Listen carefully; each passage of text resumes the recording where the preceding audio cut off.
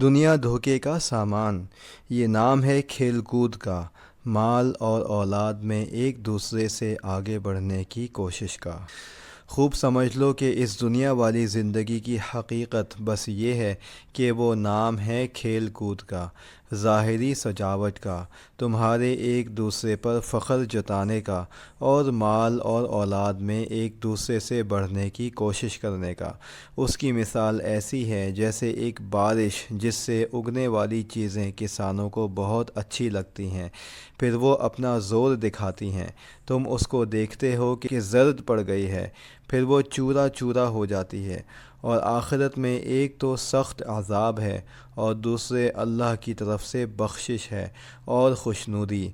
और दुनिया वाली ज़िंदगी धोखे के सामान के सिवा कुछ भी नहीं है। सूरह हदीद आयत 20। आसान तर्जुमा कुरान, मुफ्ती तकी उस्मानी।